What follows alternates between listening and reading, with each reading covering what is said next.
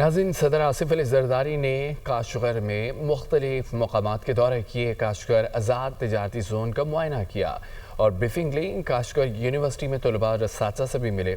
हवाल देखते हैं इस रिपोर्ट में। सदर आसिफ अली जरदारी का दौरा चीन।